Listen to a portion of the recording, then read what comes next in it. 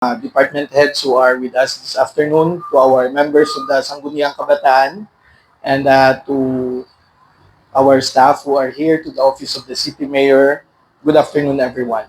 On behalf of the Honorable Mayor, Junbi Bantug, and the Honorable Vice Mayor, Derek Palanca, I'd like to express our heartfelt gratitude for those who have come today to commemorate with us this very significant and symbolic day in the history of Victorias City.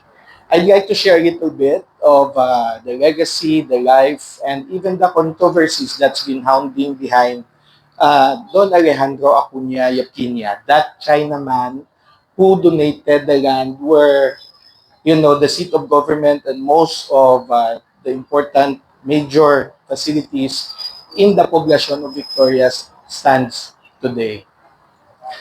The story of Don Alejandro Acuña Yap Quiña has actually been reflecting in the manuscript that was written by 1928 Presidente Municipal Esteban Halandoni. We all know that Halandoni was the former escribiente or clerk to the former governor, the first civil government of Negros Occidental, covering the areas of Negros Occidental, Negros Oriental, and Siquijor, in the person of former Governor Milicio Yorac Severino, a native of Silay City. And I'd like to acknowledge, of course, the Honorable Vincent Roa for coming over today. And Esteban Halandoni started his life in Victorias on August 1, 1901, when he became the Secretary Municipal of the Sangguniang Bayan of Victorias. He later on occupied many more positions in the municipality of Victorias, including municipal treasurer, justice of peace, municipal councilor, and eventually in 1928 he became a presidente municipal, equivalent to the position of a city mayor today. Aside from his legacy, which was the completion of the first comprehensive survey works in the municipality of Victorias, which was completed in July of 1928. The other one being the former secretary municipal of the town. He collated all the documents, resolutions, decrees, resolutions, and other data that was in his possession when he was secretary municipal and came up with a manuscript that he called ang ginagihan sa banwa nga Victorias. The story of Don Alejandro Acuña Yap Quiña was just one of the many other aspects of that manuscript that he wrote. But I'd like to share with you today that in that very manuscript, there was made mention about the donation of Don Alejandro Acuña of the property where we stand today for 44 times, and a description of the specific site where the donation took place for 33 times.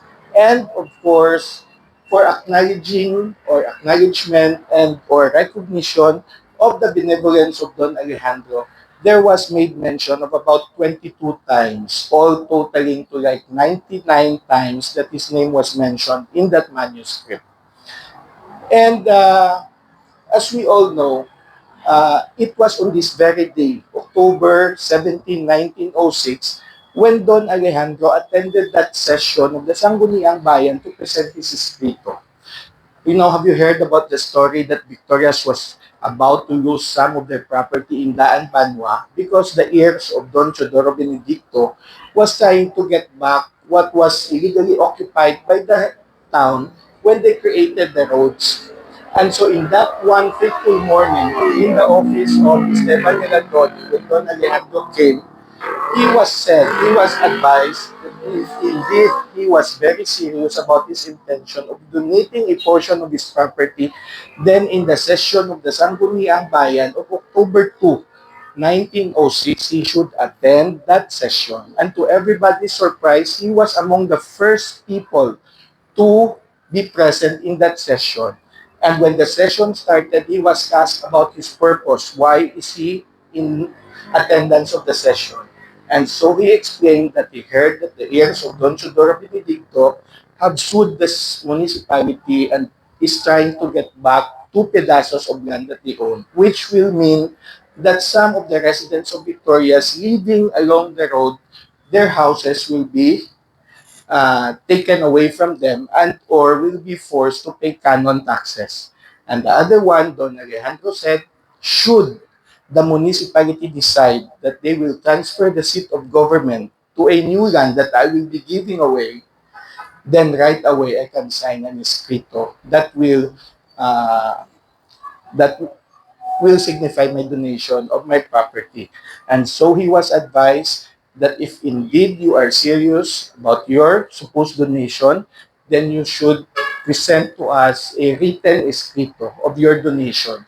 So in the session of the Sangguniang Bayan, on October 17, 1906, some 119 years ago, he attended that session and the Sangguniang approved and accepted his intention to donate that portion of his property.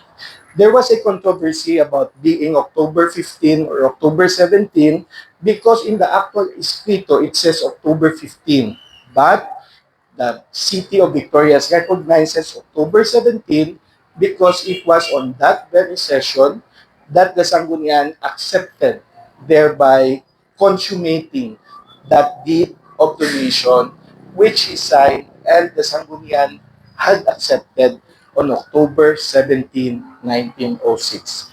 Therefore, we celebrate October 17 as a commemoration to that very fateful day in the life of the history of Victorias City. And also, another highlight that, we should be able to tell our people about is that in the escrito it says 20 hectares. But there is another document that was given to us by Negros historian Mr. Severino Conyo of Silay, which states that there was an escrito de compra y venta or deed of sale signed on March 10, 1937 during the administration of Mayor Felix Montinola, representing the municipality of Victorias, and Mr. Emilio Cuesta. The city was going to sell 175 square meters of their property to Mr. Cuesta, and it described in that deed of sale the actual 26 hectares that was donated by Don Alejandro Acuña Yap Quiña, complete with boundaries, coordinates, and descriptions of the site.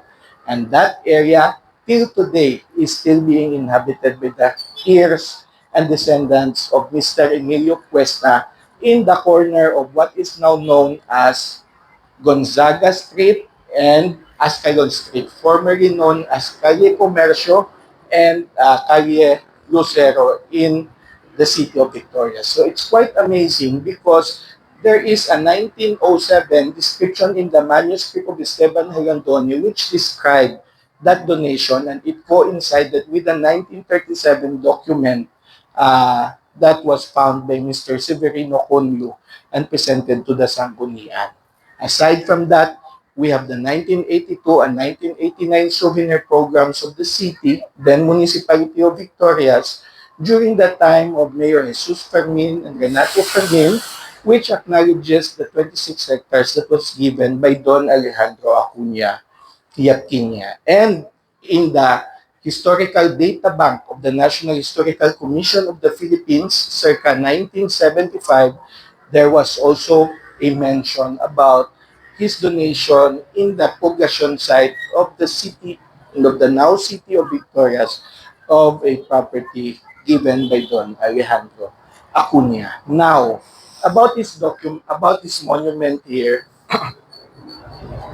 it was the wisdom of the Sangguniang Bayan or the city government of Victorias in 2014 to build a monument in the public plaza to honor the legacy of Don Alejandro Acuña Yap Quiña. But in 2022, we have received a communication from the National Historical Commission of the Philippines saying that the local government of Victorias acted within its authority and mandate when they decided to build a commemorative monument to honor the legacy of a local personage in the city of Victorias in the person of Don Alejandro Acuña. The city did not commit any violation and is therefore acted within its authority when they built this. The same statement has been adopted by the Sangguniang in a resolution in 2023. So today, ladies and gentlemen, I am quite humbled and I am quite honored, and it's such a very important moment for the city officials of Victorias that today we commemorate this very important day in the life of Victorias City. It is for this reason that we are gathered here today to remember that fateful day in the history of Victorias City. And I hope that this will also serve as a reminder for everyone that sometimes, generosity becomes the basis of nation building.